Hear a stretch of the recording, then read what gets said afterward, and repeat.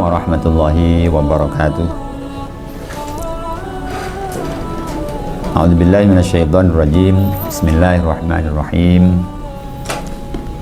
Alhamdulillahirabbil alamin. Wassalatu wassalamu ala sayyidina maulana Muhammadin wa ala alihi wa ashabihi ajma'in. Amma ba'du.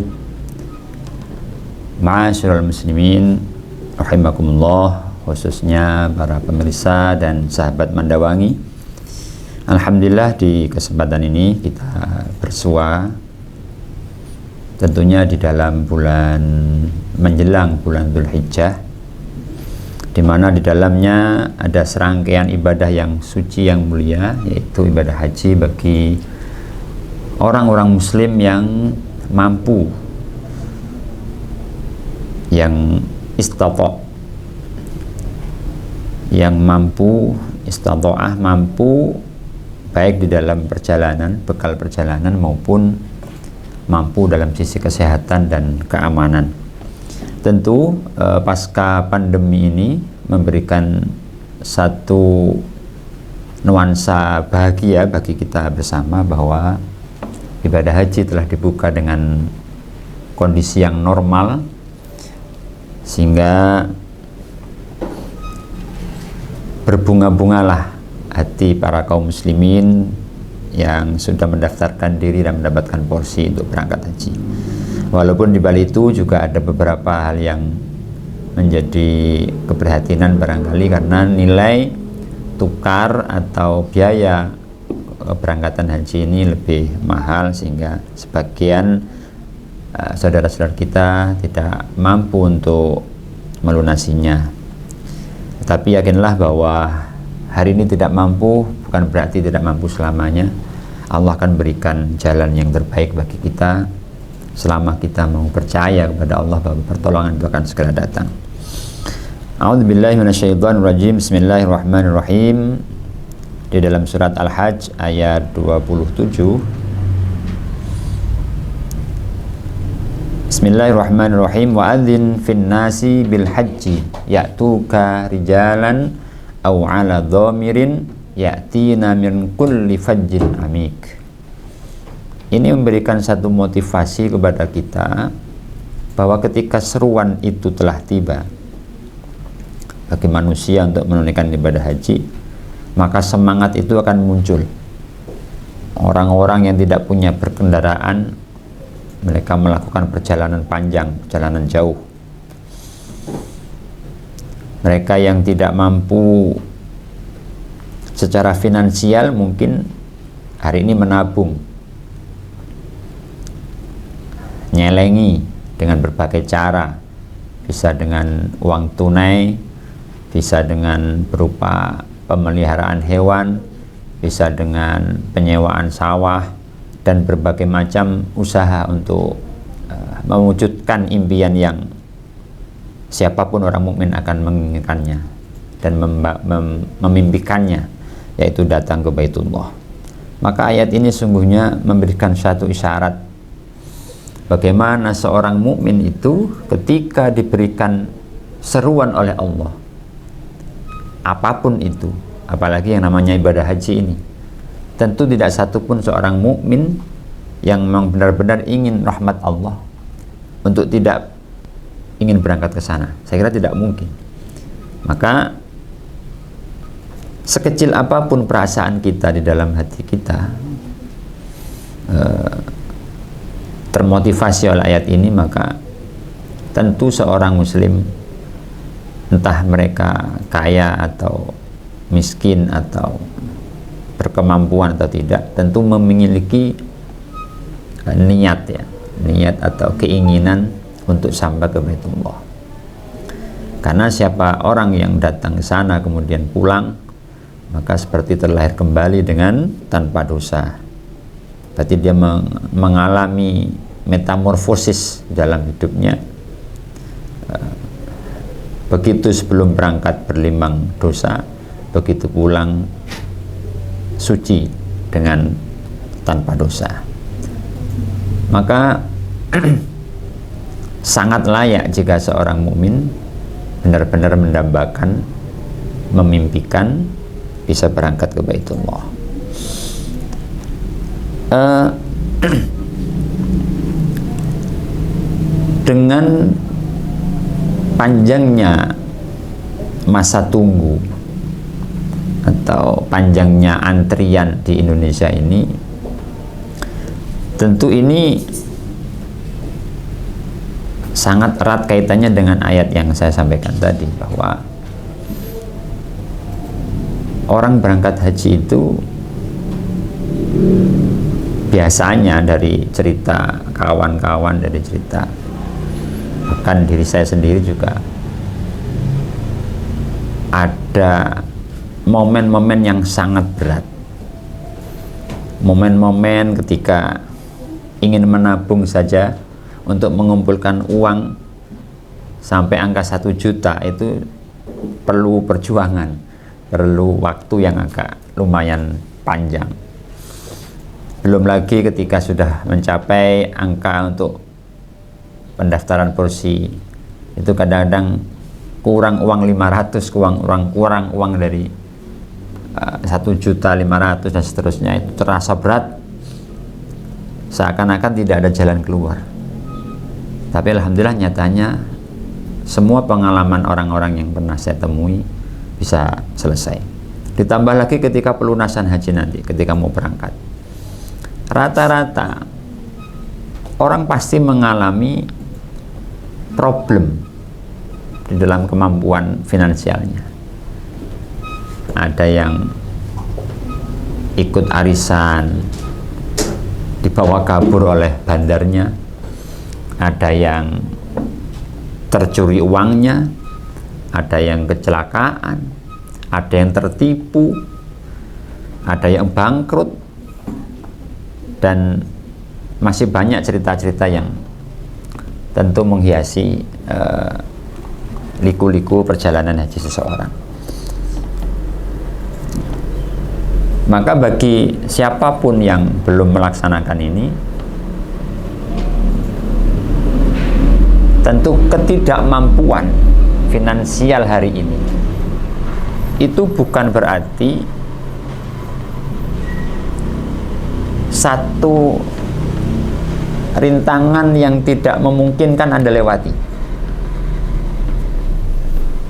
Sesusah apapun Anda hari ini, setidak punya apapun uang hari ini, tidak boleh memutuskan bahwa saya tidak akan pernah berangkat ke Baitullah. Selama kita orang beriman kepada Allah, tentu masih terbuka harapan-harapan jalan keluar dari Allah Subhanahu wa Ta'ala untuk kita yakini bahwa itu akan satu saat akan menjadi bagian kita, bahwa kita akan berangkat ke sana, kita akan sampai ke Baitullah. Ini sifat seorang mukmin. Jadi tidak layak kalau kita ini pesimis karena gara-gara kita ini orang miskin. Dan nyatanya berapa banyak orang yang berangkat ke sana bukan karena finansialnya dia mampu, tapi memang semata-mata karena pertolongan Allah Subhanahu wa Ta'ala.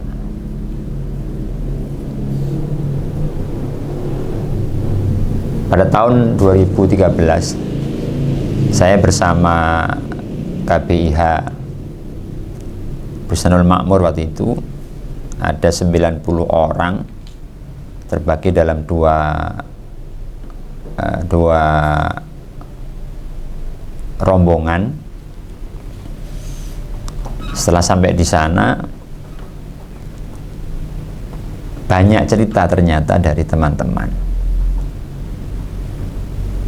Salah satunya teman itu bersama suami sama istrinya, di saat pelunasan kurang 1 bulan kalau tidak salah itu,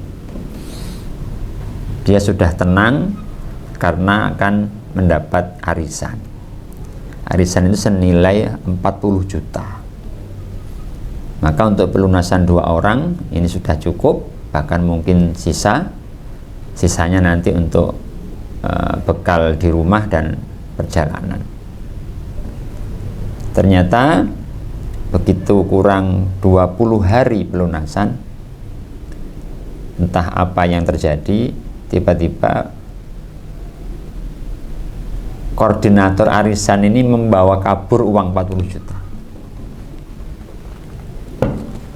Kita bisa membayangkan stresnya kayak apa orang ketika mau berangkat haji, tiba-tiba uangnya tidak ada, raib, ditipu orang.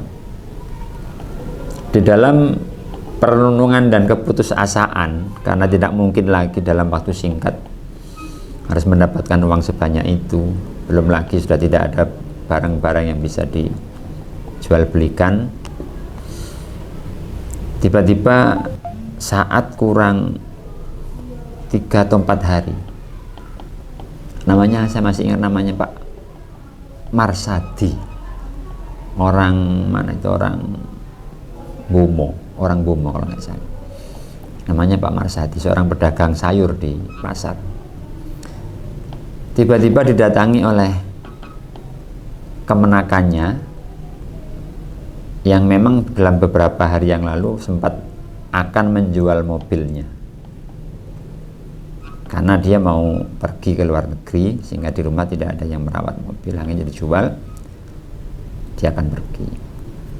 Dan ternyata Hamin 3 hari pelunasan itu, dia datang dan mengatakan kepada pamannya Pak Marsadi ini, uang penjualan mobil itu dititipkan dalam waktu yang tidak terbatas, hanya untuk mengamankan saja, karena dia mau pergi ke luar negeri.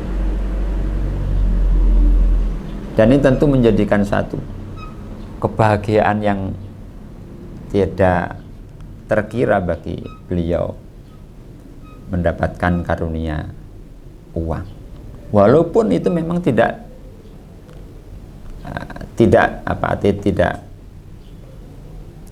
apa namanya ya, karena hutang lah, bukan uang cuma-cuma, tetapi ini kan sebuah jalan keluar dari Allah,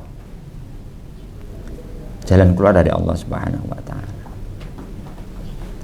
Dan masih banyak cerita lagi yang lain teman-teman yang seperti itu. Kemudian pada Hamin 1 Arafah, karena saya ketua rombongan waktu itu,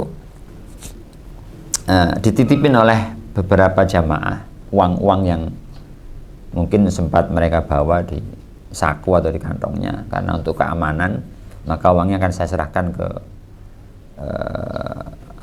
muassasah. Begitu kita umumkan, kemudian kita kumpulkan, ternyata dari 40 orang satu rombongan kita itu, yang titip uang hanya 7 orang. Hanya 7 orang. Dan 7 orang itu saya masih ingat, yang 1 orang dari Muncar itu titip uang 70 juta. Satu keluarga. Satu lagi ada titip uang 7 juta. Ada lagi yang titip 4 juta. Dan ada yang titip 2 juta. Hanya 7 orang. Yang 43 orang, 45 dikurangi 7, 40 berapa ibu? 38 orang itu tidak titip uang. Indikasinya apa? Indikasinya orang-orang ini yang nggak titip memang nggak punya uang. Dan saya iseng juga tanya, bener, lu jangan kok betul titip uang ke saya. Ternyata yang dititipkan apa Pak? Nggak ada uangnya kok dititipkan. Ini aja saya bekal di sini ini karena ada uang pengembalian dari pemerintah yang waktu itu 4 juta per orang. Jadi 4 juta itu hanya satu-satunya uang yang dia miliki. Jadi sangat terbatas kemampuan sebetulnya kita untuk berangkat ke Baitullah. Sangat terbatas. Tapi ketika kita ajak ngobrol juga mereka, ternyata keyakinan itu, kulo yakin Pak, kalau saya ini pasti berangkat. Cuman nggih golek perkorone kok angel men to. Itu bahasa-bahasa mereka itu. Nah ini, dan hampir rata-rata mereka juga punya problem yang sama. Sehingga kadang-kadang mereka temannya belanja nggak belanja sendiri, temannya ke pasar nggak ada acara ke pasar. Kadang-kadang umroh juga hanya 1 kali 2 kali ketika diantar oleh teman-teman KBIH. Selepasnya nggak pernah ada umroh lagi. Ya karena memang umroh juga perlu biaya. Waktu itu sekitar kalau ke Tanim itu 5 real, PP 10 real. Kalau seorang diri, kalau 2 orang berarti kan 20 real. Kalau Cirona 15 real, 10 real, di PP 20 real. 2 orang 40 real. Dan ini kalau kita pakai 3 hari berturut-turutnya sudah habis uang itu. Maka mereka hanya melakukan yang wajib-wajib saja. Umroh yang wajib. Nah, para pemirsa dan sahabat Mandawangi yang saya hormati, ayat tadi memberikan motivasi sesungguhnya kepada kita bahwa kemampuan itu bukan milik kita sebetulnya, tapi kemampuan itu adalah karunia Allah kepada kita. Di antara kemampuan yang paling utama adalah kemampuan untuk yakin bahwa selama hidup kita sekali kita akan sampai ke rumah Allah. 1 kali dalam hidup kita akan sampai ke rumah Allah. Siapapun diri Anda, siapapun diri kita, apapun keadaan ekonomi kita, apapun juga latar belakang kehidupan kita, selama keyakinan itu ada dalam hati kita, dalam pikiran kita, bahwa Allah akan memberikan kemampuan kepada kita, tentu kata Allah, ana inda dhanni abdi bi, aku sesuai dengan apa yang diprasangkakan oleh hambaku. Maka kalau kita berprasangka baik kepada Allah, bahwa Allah akan memampukan saya dalam ibadah, karena keinginan, karena kerinduan yang begitu kuat terhadap Baitullah, Allah akan mengasihi, Allah akan mengabulkan apa keinginan kita. Juga kepada anak cucu kita, saudara-saudara kita, kita motivasi bersama-sama bahwa jangan ada keraguan, jangan ada keraguan atas karunia Allah. Siapapun diri kita, bagaimanapun keadaan kita,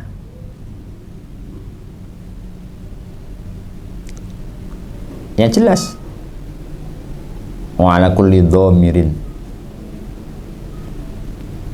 rijalan dhamirin, ini adalah sebuah perjuangan yang keras.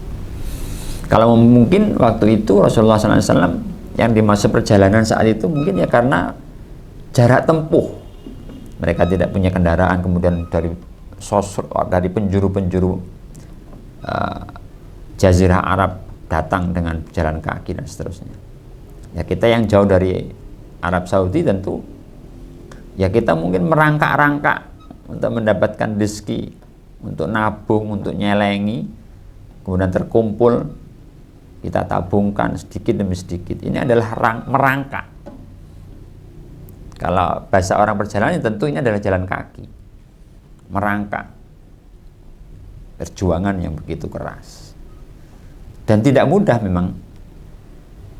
Untuk nabung sedikit demi sedikit tidak mudah, apalagi dengan panjangnya masa antrian ini orang jadi pesimis. Kalau saya nabung hari ini per hari 10.000, berapa tahun saya mencapai angka 25 juta itu?